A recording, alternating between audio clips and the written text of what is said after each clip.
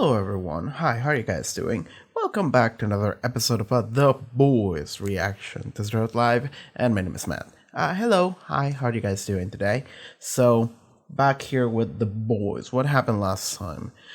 So we started season 2, and we were catching up on what happened between seasons, essentially. The boys group are all wanted. They're essentially America's Most Wanted. Butcher was missing, but then he came in like at the end of first episode. I'm still not sure what happened with him, so hopefully we can learn that, but I feel like it's gonna be shrouded in mystery for a bit. Homelander got Ashley back in working at the bot, but the only reason why he did that is in order to have some sort of a spy or a mole at the essentially like corporate side of things at bot. So that's like the only reason. He fucking made, what was his name, blind spot. Yeah, he got whatever, he got him deaf too because he's an asshole. He drank mommy milkies. What else did he do? He confronted Mr. Edgar, but Mr. Edgar didn't take no shit. So that was a fun moment. There's a new member of the Seven appointed by Mr. Edgar, Stormfront. I'm curious about her. She almost feels like an anime character. Like she almost feels like this girl that like it's just completely oblivious to everything, and she's just like, oh yeah, oh shit, your eyes are really blue. Like, oh my god, I like that part a lot. So I'm excited to see where that character goes. Annie and Huey were kind of working together to try and get Compound B into the news, but Huey backed away at the last second after he saw Raynor's head explode, which was kind of fun. that just came out of nowhere, because like I always felt like Raynor was a character that mattered. So now I'm like, when we saw her here in previous episode, I was like, oh, okay, we're gonna see what's happening with her, and then she just instantly died in the most like random way, and I'm like, well shit. The thing that I was thinking about that I forgot to mention during previous episode discussion, I think I didn't mention it, I'm not sure, I don't remember, is that I not sure if Raynor was like somebody was watching her and then they detonated her when she started talking, or did she have like an automatic like bomb in her brain or something, or like an automatic superpower that somebody planted on her, and then as soon as she spoke she exploded, like bite the dust. That's what I'm saying, like JoJo's bites the dust. It's some sort of like an automatic bomb that only activates when you say like a specific thing. So maybe it was something like that. I don't know. Superpowers are real in this world, so it could be something incredibly specific. We don't know. But we don't know if she was being watched or whatever. But yeah, that happened. And that's pretty much everything with the episode. So I feel like we may begin. So The Boys, Season 2, Episode 2. Let's go. Butcher. Yellow Red Sun. Does he not remember? Did he wipe his mind or something? And he wrote this before he forgot or some shit? Like, did Homelander just drop you here? What fucking city am I in? Fort Wayne. Okay. You've got a bit of paper, something I can write with. This is what he remembered right away, because he knew that he would forget. Oh yeah. Oh no. Oh no. Oh no.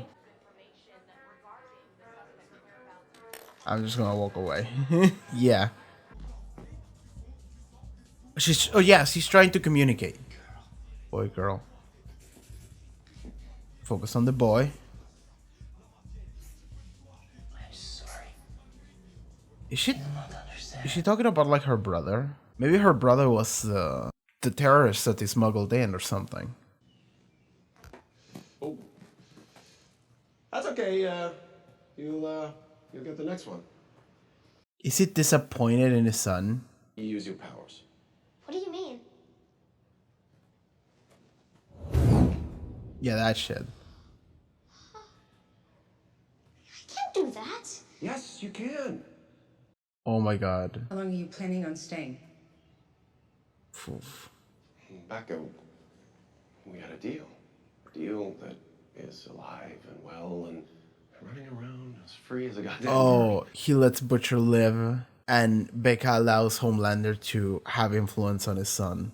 Anyway, back to the cult storyline. Hey guys, how's it going? Those frescas are like mind control juice or some shit. See, you're just inhibited by suppressive energy. That's it. Oh, they're gonna get him. They're gonna get him high with some mushrooms. Yeah, sure, man. Whatever. Until 2, round tables until 4, print one-on-ones until 6. Jesus, if she vibrates any faster, that stick up her ass is gonna explode. Oh, she's good. They're gonna be in her car. You think you can surprise me? I literally taught you this one. Hello, Grace. He's gonna get her killed. Is he He's hallucinating. Are your gills talking to you? Please tell me you're gonna have a mouth. Please tell me I'm just gonna see a mouth on his body. It's gonna be the stupidest shit ever. Bro, we gotta talk. No, you gotta look at us. Look at us. Is this real or is he high? He has to be high. This can't be a thing that he can do. Yeah, because you laughed at me. Bullshit. She just put her hands on your chest. You never even unzipped your suit. She would have laughed. Because that's what you do. Oh my God. You imagine women will laugh at us, so you humiliate them first. That's not true. You can't accept your own body, so you violate theirs. Shut the fuck up. Shut the fuck up. Shut up. Hey. His gills are telling him how it is. This is so stupid. I love it. I'm glad we're following this storyline. You want me to call your mom? Girls get it done. Girls get it done. This is so annoying. They look so uncomfortable. Sorry, Ashy. Thought won't let me have pockets in this thing. You can see every crease in my ass. You can practically see up Starlight's uterus. You want to talk about girl power? Let's talk about getting some pockets. Starlight, your teammate A-Train. Ah, she's great. He's right behind you. Hey, here comes the A-Train! What's up? Okay, he's here. All right, yeah. How do we play this? How do we play this? She saved him, but he saw her bailing people out. So, we're doing it in front of the cameras and everything.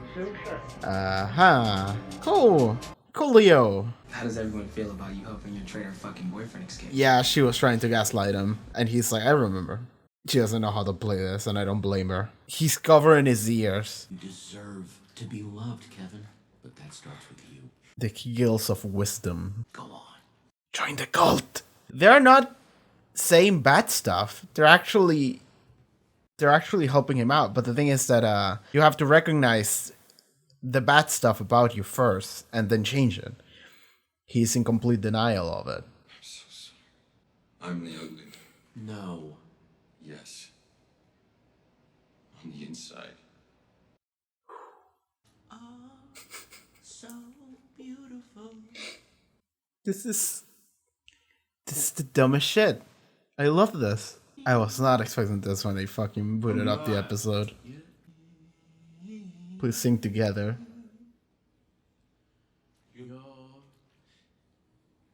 Everything I hope for. Everything I need. Oh my god. I'm so happy. I'm so happy this is happening. Do not waste your hard-earned cash on this shitty big-titted hunk of plastic. That'll probably end up in a manatee's belly when your kid chucks it in the garbage. She's destroying bot via social media. Let's go. Was this fucking Mr. Eggers' plan? Here. Probably just sample. Are you kidding me? I can't take this right now. I can't get away from this press junket. I literally have no pockets. Montevi, here it is. If you threaten me again, I'm gonna make sure that everyone knows that you're the one who took it. Stop. I was told I would never have to see him ever again, that he would never know about Ryan or me. That was the deal. Homelander is quite upset that this information was concealed from him. Corbett has made a decision not to antagonize him further. Because he'll just kill everyone if they do. How? They can't. He'll get bored and move on. He won't. He fucking no. Like, he won't. It's the sun. And he shutted me up all night. 2 days later, there's a fire in his office. They found his head in one room. and his torso in another. What are you saying? That Homelander's a psycho and that she doesn't want to put you in danger. Aww. Thank you. Oh, that phone is bugged as shit. Mom says being lonely makes you know yourself better. Well, it's not wrong, I suppose. Like, yes, it's not entirely wrong, but also he should have friends. Oh, I'm so worried for this kid. You and me, we're gods. Jesus. And no one can stop us. Now that's a good feeling. Fuck! I really hope he had enough of an upbringing that he thinks that that's gross. I should probably go to bed now, you know? That's what he feels like. Sure. Okay, good. I love you, son. Sure you do, Dad. Sure you do. Say it back. I love you too.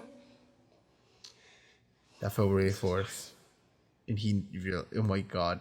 Like the fact that he said I love you, son, but then he was like, where's the I love you back? It's like, fuck you. Everything comes out of his ego. Huey and Butcher just don't get along anymore at all. I'm thinking that Darius might have been her brother or something. He realizes someone's there. Oh! God damn! I mean, you could have just snapped. You didn't have to tear it off. Yeah.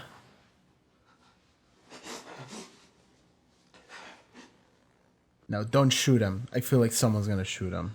I feel like Butcher's gonna shoot him. It's your brother.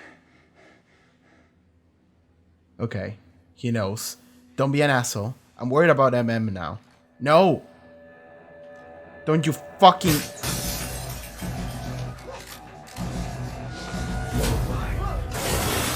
Butcher, you idiot. Arrest you with me. I don't know if they're gonna take Butcher's side on this. Oh, come on, don't piss about. We ain't got all night. We're not gonna kill her brother. We're not gonna hunt for her brother. Because, hey, we care about her. Hey, your teams have minds of their own. They can make their own decisions. Becca's alive. What? Okay. She's alive. Vaught's holding her captive somewhere. Butcher, if you... I'm not stuck, Raven, alright? I fucking saw her. I gotta find her. And I gotta get her the fuck out of here. And I need your help to do it. And by rights, you should tell me to fuck off. But still, Moment of self-awareness. I'm asking. I like this. That was like the one moment he was honest in his life. Aww, she sees herself as a monster. They both survived the conversion as adults. I feel so bad for these two. Their past sucks. Their present sucks. I really want them to get a happy ending out of this. Isn't her fun mega bugged? Well, I want it. Who we sexted? You're not gonna tell anyone anything. Oh! What is she playing? What card is she playing? You killed your fucking girlfriend. Oh, this is the way we're gonna play it. Jesus! And we're just gonna pretend that everything's fine. We're just gonna pretend. Oh no. Oh no. He's gonna push her. Oh no, we have to stop. Oh, this sucks! We're gonna have to stop her brother. God damn it. Jesus!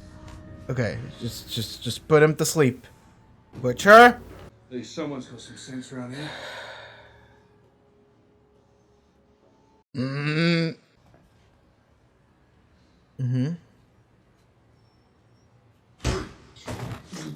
Alright. You come between me and my missus again, I'll fucking kill you. Fucking... I actually don't doubt that. I know that bass line. Psycho killer!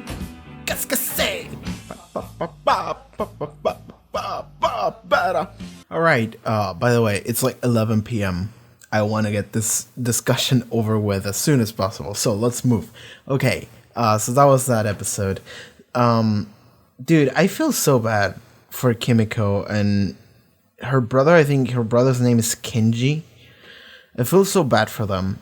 because like maybe if we had the time to like talk to him, and oh, we got the last names, Kimiko Miyashiro and Kenji Miyashiro. Okay, so but like the thing is that maybe we had the time to talk to him and explain to him more or less what we know about the situation. The fact that we are actively fighting against Homelander and VOD. VOD is actually the bad guys and they're behind the control of everything. And I think even Kenji mentioned, I think he mentioned Homelander. He didn't mention the name Homelander, but I think he was referring to Homelander, who came in and just killed all the people and destroyed the village, whatever, right? You know, like, so maybe we can talk to him and convince him to be good. But the thing is that maybe we can't. And I can see a future where we can't. I can see a future where he's a character who just becomes an antagonist to some sort, and we have to like put him down, and it's gonna be fucking tragic for Kimiko, and that's gonna suck a lot. I really hope it doesn't go that way, but I can see it go that way. I can see it go that way very easily because we already see it a little bit in this episode. So it's like, Jesus, I feel so bad for this girl. I feel so bad for Kimiko. I love her so much. God, this is such a bummer. And fucking Butcher just went in and trying to shoot him or whatever. But like, at least it seems like it played out nicely at the end. You know, they had time to talk to each other, and then we capture him. And Kimiko knows about how he feels about, you know, trying to just fuck this country, fuck America, whatever.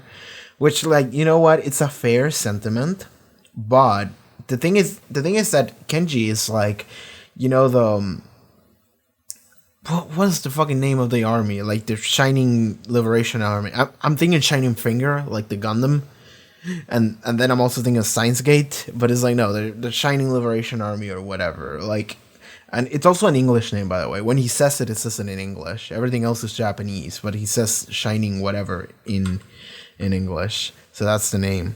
But the thing is that he thinks that they're right. It's like, whatever, the terrorist group is alright, you know? Like, fuck America, we'll fucking kill him. And then Kimiko's like, they killed our parents. And he's like, listen, but we gotta do this. We're in the right. And it's like, oh my god. He's totally buying into the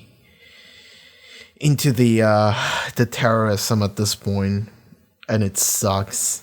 So I feel so bad for my girl Kimiko. So I hope that goes well, but I will understand if it doesn't. All right, moving forward. Moving to a different scene. What can we talk about? So I need to talk about a lot of stuff, and I need to do it very quickly. So Butcher shows up, and he's like, "You're gonna follow me." Sure, whatever. Butcher is a character that I think he's a fantastic character. I like him as a character. I hate him as a person, a little bit. I feel like he's a very interesting character, and I do think he's a fun character. But as soon as you start seeing him like as a person, you start being like, "Come on, dude, just fucking shut up." But it's a fun character. I like him. I think he's a good character because of that. Because he makes me feel those two things at the same time. But okay, Homelander. Homelander is hanging out with his kid. What was the name of the kid? Let me read. Ryan. Okay, so Ryan, he's trying to. So he wants Ryan to become a god. He wants Ryan to. And there's a couple of interesting ways we can take this. So he could be trying to make Ryan become a god. You know, see himself as above everyone else, like he does. Because why does he want that? Because it's like a thing of like. He has an ego, but if his desire was completely egotistical, he wouldn't care about Ryan and what Ryan thinks or feels or does. But because he cares about Ryan to a degree in a very twisted manner, it's not entirely selfish and egotistical. I mean, I suppose, okay, egotistical might be the right way, the right word I'm trying to use. Selfish and egotistical are not the same things, right? Let me search for a definition. Egotistical, excessively conceited or absorbing oneself, self-centered. and selfish. Lacking consideration for other people, concerned chiefly with one's own personal profit or pleasure. I suppose it's more egotistical than selfish, but it could be selfish in some way. But the idea is that he cares about Ryan in a twisted manner in order to turn Ryan into another one of himself. But the reasons why he does that is what I'm stuck on, is that I'm trying to figure out. And it could be a way of like, well, he feels alone being Homelander, you know, being a god amongst men. He sees himself as such, and he thinks he can do anything, and he feels alone because he never connected with anyone. So he's like, well, now I have a son who is another god essentially, so maybe I have someone with me finally, and we can both be gods, you know? And it's like a twisted way of like a father-son relationship, but more than the relationship he wants to have with his son, is more about like he wants his son to become another one of him, so then he's not alone. So he can duplicate his ego. There's another one of me, you know? It kind of like in the similar manner why people name their children the same name, you know, just like same name Junior, and it's like, yeah, there's another one of me, and it's like, so this ago, bro. Don't know what to tell you. So that, so it could be it could be something like that. It could be actually just fatherly pride, or it could be a thing of like it hurts his own ego to know that there is a son that he has that is not as strong as him. Like that could be a thing. It actually affects him negatively to think that someone has this DNA but is actually weaker than him, like not as capable, and he's like, what the fuck is this weak shit? It could be a thing about that. So we'll see where he wants to take that. Because clearly he's like, Ryan, use your powers. And Ryan was like, I can't do that. And Homelander is like, come on. And it's like, you know, when I was his age, I was breaking through the sound barrier. It's like, it's one of these things where Becca wants to raise Ryan as, his name is Ryan, right? Yeah, it is Ryan. She's trying to raise Ryan in a normal, good manner. But, you know, and this is something that they even told Homelander. What was his name? Fucking Bogomolov told Homelander, like, in episode 7, I think it was, first season. He told them, you should have been raised in a loving house, with a loving family. Like, we were wrong when we made you. And Homelander was like, well, I'm the fucking strongest fucking human in the planet. I'm the best. So he's like, I'm the greatest success or something like that. And Obama was like, you were my greatest failure. And it's like, Jesus. Because you did turn him into a sociopath. Like, badly. He's fucked up forever. So, they clearly are doing this thing where, they're doing essentially the same thing they did with Homelander, but doing it well this time with Ryan. And Ryan might end up being a decent person. And I like that there was a moment where Homelander was putting him to bed and saying some fucked up shit. Ryan looked scared. Ryan looked like, I don't know what he's talking about. And Homelander was like, I love you, son. You can say it back too. It's like, it's a thing of like, he's telling you I love you because he wants to hear the response. He's not actually telling you I love you because he means it. He's telling you I love you because he wants to hear I love you too. And the son doesn't say it, and he's like, say it. And he's like, I love you too. And it's like, good to hear. But like, you can see that Ryan didn't say it with a heart. He didn't mean it. And I could tell that Homelander registered that he didn't mean it too. But it was still words he wanted to hear, so he was just like, yeah, sure.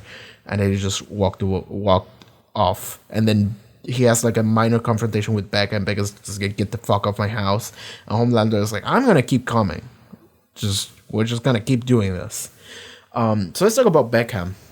So I think it's pretty much confirmed at this point that and people have mentioned in comments before about the idea of like Becca's relationship with Homelander having been consensual or something, and I think it's pretty confirmed at this point that it wasn't. So even Becca is like talking to Dr. what was his fucking name? Dr. something. Wasn't it Dr. Ryan too? I don't know. Let me check the X-ray. Where's the scene? Because she's talking to someone through Dr. Park. There we go. Okay, so Dr. Park, she's telling Dr. Park, like, the deal was that I was never gonna have to see him again. So it does make it seem like she essentially Vought told Becca, okay, you're gonna raise this fucking kid. It's your kid, so you're gonna have it and you're gonna raise him, and you're not gonna get to see Homelander ever again. We're just gonna hide you. You're gonna be missing forever, but you get to raise the child, and we're just gonna give you everything you want. And that's what happened. And I'm assuming that was some sort of an ultimatum in Vought's part too. I'm assuming Vought essentially just forced her to raise the child. She didn't get any say on that, so she couldn't go back to Butcher and tell him anything because Butcher would know that she had a child with someone else, fucking Homelander. She probably felt ashamed about that. She probably felt guilty too. So she took the running away option, and probably because Vought didn't give her an option. So she's just raising Homelander's child per Vought's request. They're being all completely monitored, but the deal that she managed to strike with them was, I'm never going to have to see Homelander again, and he's not going to be in my child's life. Sure, that's what happened. Until now. So, after Homelander realized what happened, he just came here, and it's like, I'm not leaving, because that's it. And Becca cannot run away. So at this point, this is what's happening, and it sucks. So, it sucks for Becca, too. Like, literally everything about this sucks for Becca, too. So I'm sorry I doubted her in some way. But yes, now that we had a confirmation, it sucks for her. And also, like, Butcher actually holds no ill will towards her. Butcher because he says, I don't exactly remember the words he said at the end of the episode, but like, he was like, he said, Becca's alive, they keeping her captive, Vought. She had a child with that fucking asshole, and they're forcing her to like raise it, and she's captive and she's alone somewhere. She's hidden, and I have to fucking rescue her. So like, Butcher remembers. He doesn't remember everything that happened, but he remembers enough to know those details, and he's like, I'm gonna save her. So like, he holds like no ill will towards her. So he probably still believes it was rape. So I was wondering if Butcher would believe it wasn't, but no, he's like, no, Vought made her. Like, he's that confident that his wife would not do this to him. So I do like that. So that probably tells us a lot about the relationship too. Because like, that's the thing, it's that we didn't really get to see what the relationship between them was like all the way back. We only got to see like one scene. So I never actually got a clean view as to what they were like together. But it turns out that they're pretty alright, it appears like. So Butcher is completely just like, no, she's great, I'm gonna save her. And it seems that she's like, yes, her life sucks, and she's forced into this. So that's pretty bad. I mean, it's also a weird situation because she's raising her child. It is a child that came off of a really unfortunate encounter. But it is her child, so I think she would still love him. But she's also worried about what could happen. And also, like, they're making an effort of showing that that child, Ryan, she actually doesn't have a lot of friends. They're kind of keeping him under surveillance like 24/7, and it's like, yes, she is your loving mom, but she's also kind of forcing you into this life where they always keep you under the watch and everything. Like, he doesn't have a free life, but he doesn't know it. So that's the thing. So that could come back. Like, I'm really worried about the Ryan. I'm really worried about this child. The perfect ideal ending, the perfect ideal scenario for this fucking show would be for Ryan to kill Homelander. That would be the perfect ideal scenario. Ryan grows up and he's Homelander in terms of strength and power, but he's actually a decent person because Becca is a decent person. So he's like, fuck you, you suck, and just murders him. And he saves the day because no one else will be able to save. Because no one else can deal with Homelander. And also, if Homelander has a weak point, it might be his child. Like, I don't mean like a power weak point. I mean like a actual emotional weak point. It could be his child, so maybe he can get close enough to kill him. That would be the ideal, perfect ending to the show. But I don't know if it's gonna happen. And in fact, I'm worried that Ryan might actually become another Homelander due to Homelander's influence. So we'll see what happens there. Okay, so that's happening. Let's talk about the funniest and best part about the fucking episode, kind of, which is Deep gets high on mushrooms because of the cult people, and then his gills start talking to him, and then he starts talking to his gills, and he starts having an introspective therapy session with his gills, where he confronts himself, realizes the errors of his ways, and then he breaks into song and sings alongside his gills. The fuck? So fucking funny, dude. That's so fucking funny. I cannot believe that that's what I watched. And the thing is that I don't even know what that was. I don't know if his gills could talk the entire time. I don't know if someone else's superpower, like maybe the cult lady superpower is to make parts of your body talk to you or fuck you with your brain, or it was just the mushrooms. Let's just say it was just the mushrooms.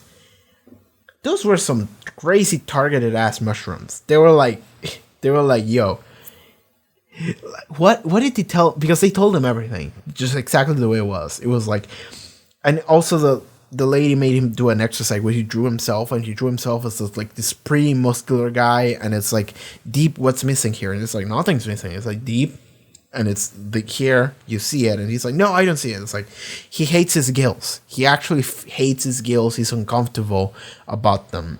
So he feels like a laughing stock. He feels like a joke because people probably made fun of his gills the entire time he was alive, his entire life. So now he's super insecure about them, but then he demeans others around him, mostly women, because he feels like they'll make fun of him. He feels like they're gonna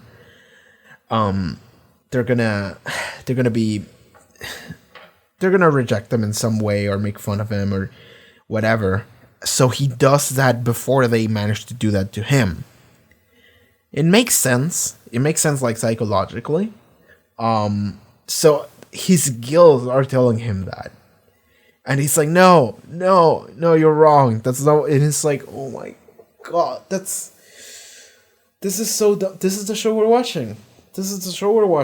Dude,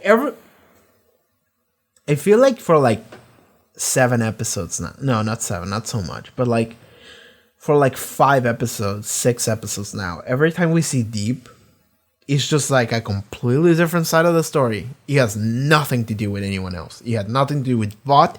He has nothing to do with the boys. He has nothing to do with nothing. He's just there in Ohio, just doing random shit. And every time he's on camera, you see him having a mental breakdown. And then it just cuts away. And that's it. That's all you get. And it's just, at this point, it's fucking funny. And I don't know what the show wants me to feel towards this character at this point. I really don't know. Because I feel like he's a character that you are supposed to hate a lot. Because he's the one that in episode 1, alright, he's shoving his thing in Starlight's face by a black male. It's like, alright, you suck. You're the worst one. And then, Homelander becomes the worst one a couple episodes later. That becomes really apparent. But, even in episode 1, he slices the plane in half. But, you know. The thing about Deep is that after that, he sort of becomes a joke, and everyone calls him a joke.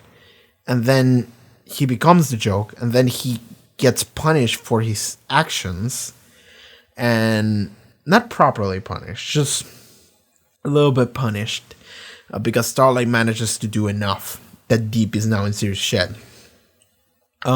Deep then moves to Ohio, and he wants to go buy food. He buys a bunch of Doritos. He wants to buy a crab and save the crab, and then the crab gets cut in half, and he's like, oh man, I failed.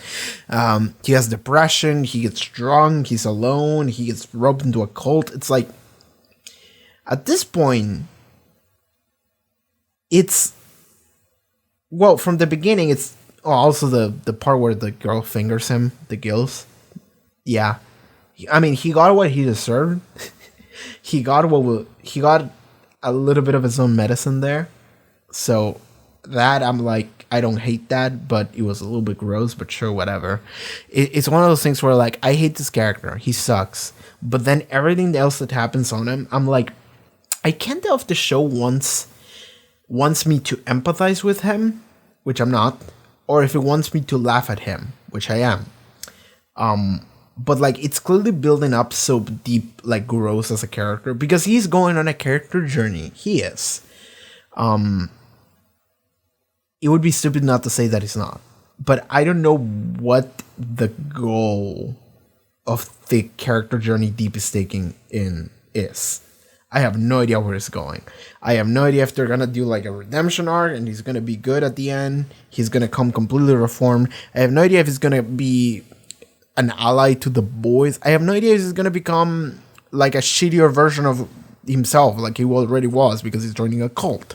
I have no idea if he's gonna be a soulless machine, or if he's gonna be a random third party. I have no idea what the fuck Deep is doing. I have no idea where it's going.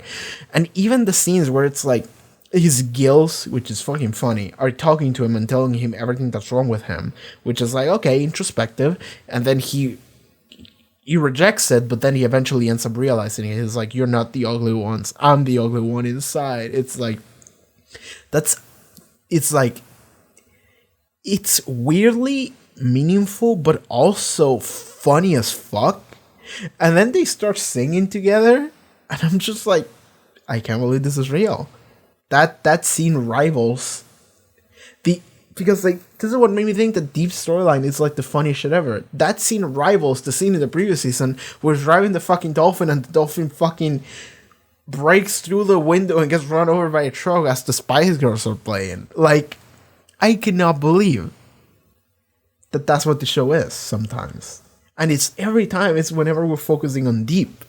Even previous episode, I was just screaming, just like, yes, he's joining a cult. Like, I'm so happy. Like, I went from, like, here's the thing. I don't like Deep as a person, but every time he's on camera, I'm like, oh, what wacky shit are we gonna see now? And I'm immediately in a good mood. So this is a weird thing that happened with Deep, because, like, I'm wondering if it's almost like the tone that they're going for his story is supposed to make me like him more. Because it's almost succeeding and making me like him more, because I'm laughing at him every time shit happens, because like life keeps running him over. And I'm at this point, it's funny. At this point, I'm just like, man, that's fucking funny.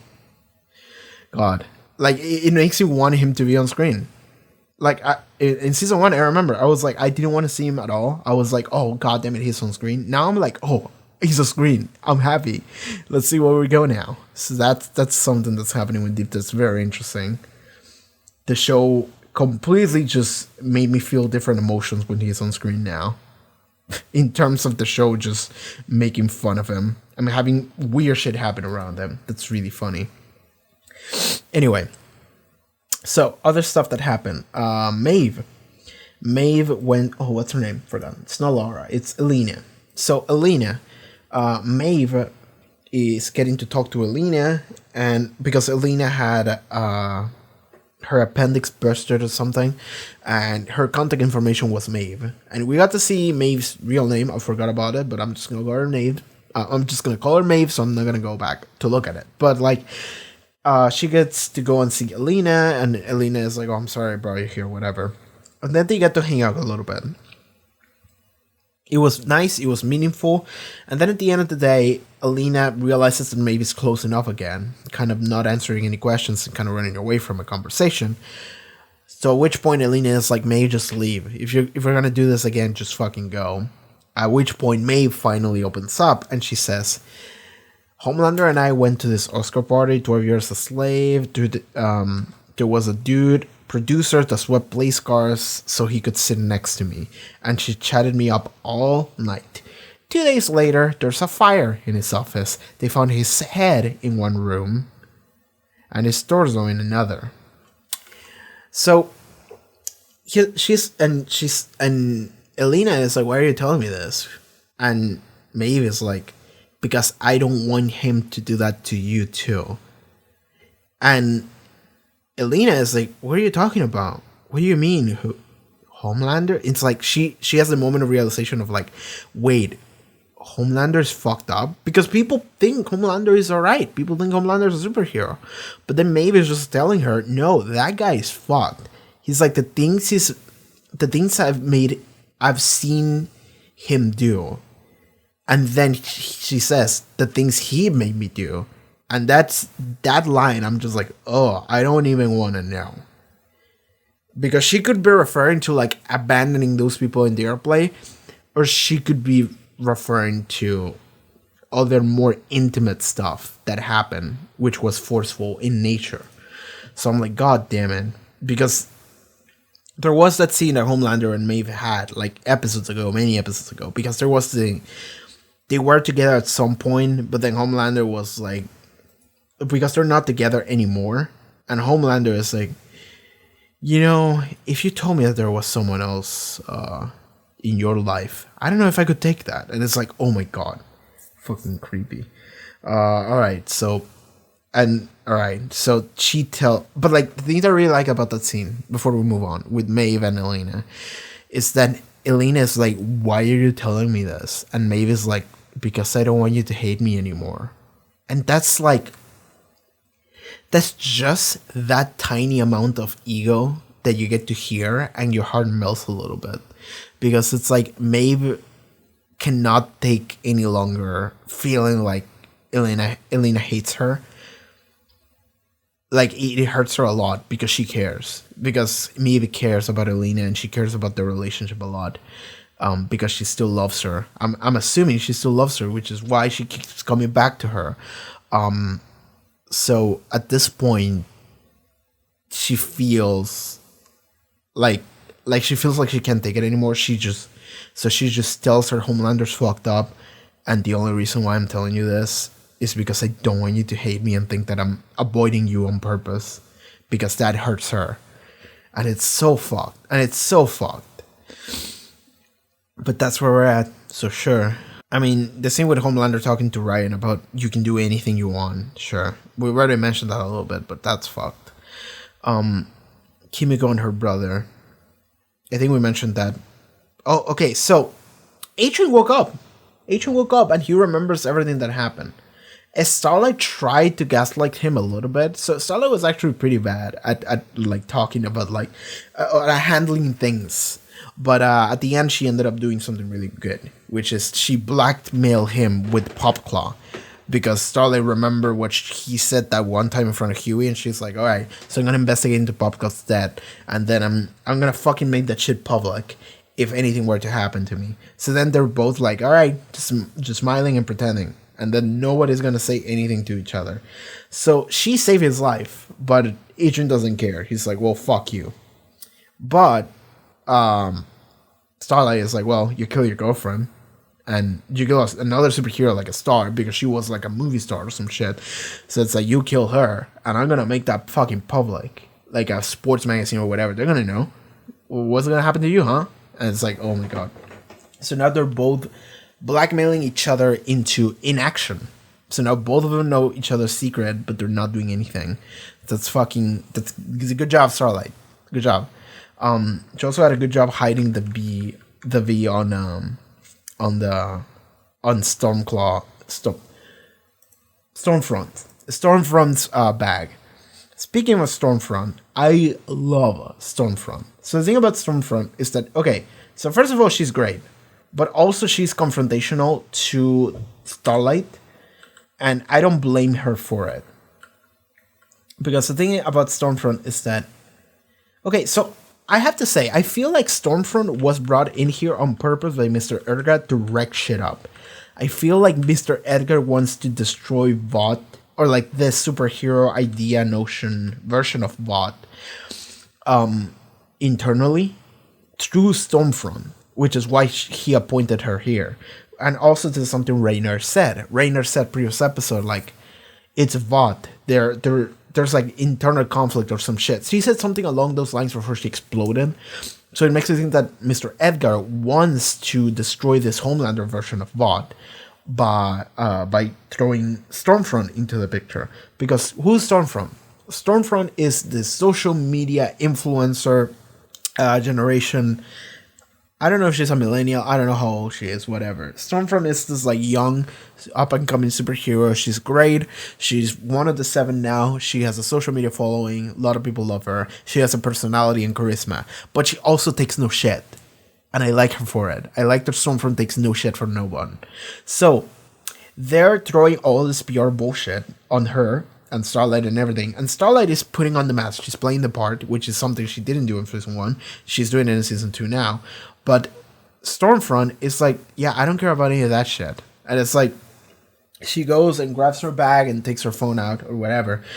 And Ashley is like, and Stormfront is like, well, I'm sorry. It's they don't use word pockets. Speaking about like female power, where's her pockets, huh? It's like she's talking mad shit on everything they forced them to do, and I love her for it. And she's completely speaking out against it, and it's wonderful, and I love her so much. The thing is that she's antagonizing Starlight. She's antagonizing Annie because she doesn't believe that Annie is actually good. Like, she straight up doesn't believe it. She thinks she's a fucking Barbie doll that Vought makes her, just puts as like a fake smile, whatever, you know, just like a doll. There we go. So Annie tries to convince her, no, I'm good. I'm on your side. But she's like, I don't care. You're not. Like, I don't need a Vought spy on me. And it's like, she said something really rough, which I kind of didn't like, but kind of did, which is she said, like, next time someone puts a dick in your mouth, just fucking bite it off. And it's like, it's the idea of like, yeah, fuck that guy, just fight back, because she's a very rebellious in nature, Stormfront. But at the same time, that's a little bit insensitive, isn't it? Because that's almost like downplaying what Starlight went through. So I'm not sure how I feel about that line, but it does make me understand her character a lot.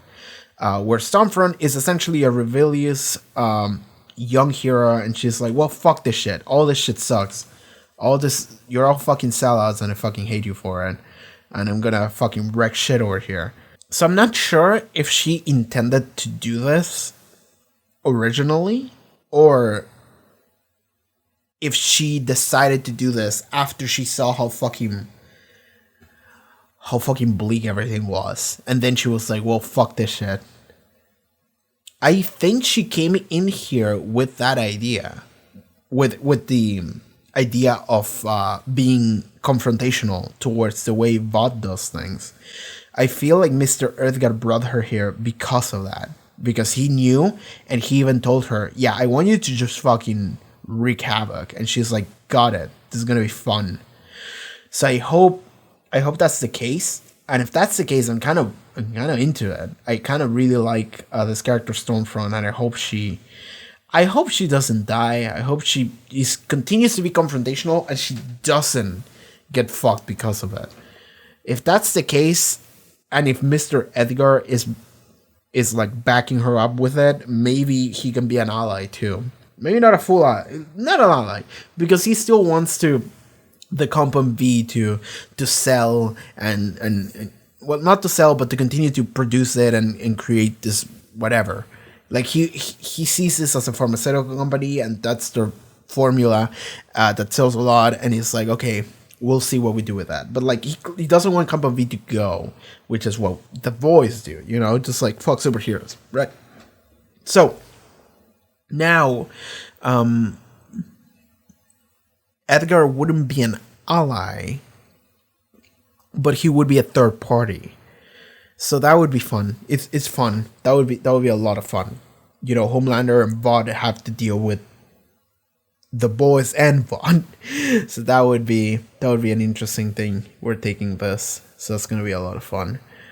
So yes. Anything else that happened in the episode I want to talk about? So Mallory just showed up again, and Butcher made a deal with her about like, well, I give you the soup terrorist, you tell me the Becca's location. But the thing is that the soup terrorist is Kimiko's brother, so now we'll see what we do there. I really hope Kimiko's brother can be brought back. I really hope we can convince him to help us out and don't be an asshole. I really hope we can do that, but I'm worried that we're not.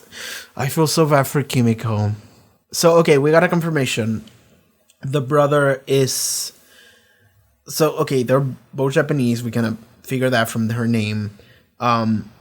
She is actually mute. She's just straight up mute. She's not deaf. She's just mute. So it's not that she doesn't understand English. She maybe doesn't understand English too, but she just straight up can't speak, even in Japanese. She's completely mute. So there you go. Was she completely mute?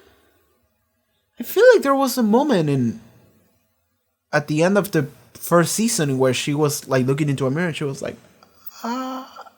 like something came out. I don't know if mute people can do that. Maybe they... I'm not sure. Anyway, so...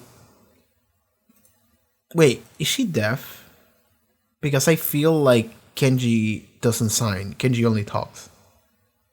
Like, Kenji only talks. Anyway, so there we go. This is what we have.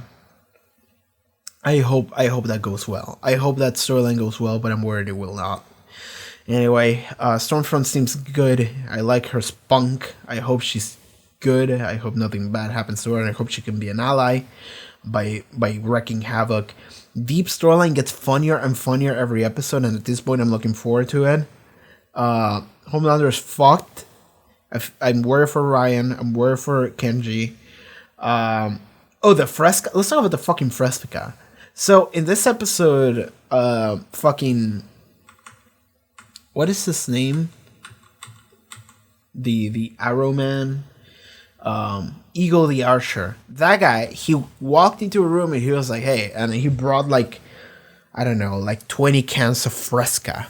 And the thing is that I feel like Fresca is like a mind replacement fucking drink, like something that makes you more susceptible to being brainwashed, or it could just be a thing of like, this is our profiting company, so this is what we get over and over again. Because I'm telling you, that fucking Fresca, I don't think that's a real brand.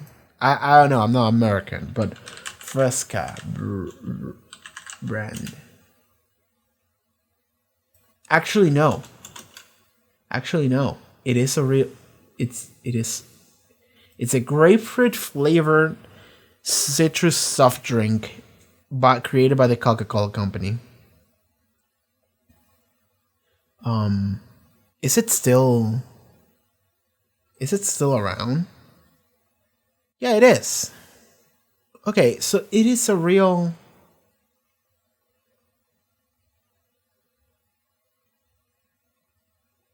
Okay, so it is a real fucking drink. I thought it wasn't. Sorry, like, I live in Argentina. We don't really have variation in drinks a lot. So, I never really fucking seen it. So, I assume it was just a fake fucking drink. I was like... I mean, it could be like a mind wipe dream. And also a Coca-Cola deal. It could be both. Why not? Why not just grab Coca-Cola and make a deal and be like, also, it's gonna be important in the plot. You know, it's gonna be the drink that the cult made. But like, it's weird because like, or maybe they're just using Deep Storyline as an advertisement, just like product placement up to wazoo, just go crazy. Every time we go see the Deep, there's a Fresca. They could do that. Wait, wasn't there Fresca in Homelander in like the French previous? I'm checking episode 2 again. Oh no, I just watched 2. Episode 1. and checking episode 1 again. There were cans of something, and I remember thinking that it was like product placement when Homelander's drinking the Mommy Milky. Where's the Mommy Milky? Okay, so he reheats it. What's on the fridge? No, it's LaCroix. It's LaCroix. But is LaCroix also from the Coca-Cola company? No, it's not. It's not. Okay, never mind. I thought maybe it was connected, but no. There's product placement for LaCroix and also Fresca. I feel like Fresca's the mind wipe drink though. Because like when Deep came out of the jail, the fucking Archer dude, Eagle the Archer, he was like, here, want a Fresca? And he was like, thanks, man. He just drank it. And then later, when Deep woke up from being passed out on the couch, the woman, what is her name? Carol, she was like, here, have a Fresca. And it's like, every time these two creepy people give you Frescas, and then in this episode they walk in with like 20 can of Fresca, I'm like, okay, that I don't know. There's something to that drink. Might not actually be Fresca. Maybe it's mind wipe juice in Fresca cans, but it's not actually Fresca.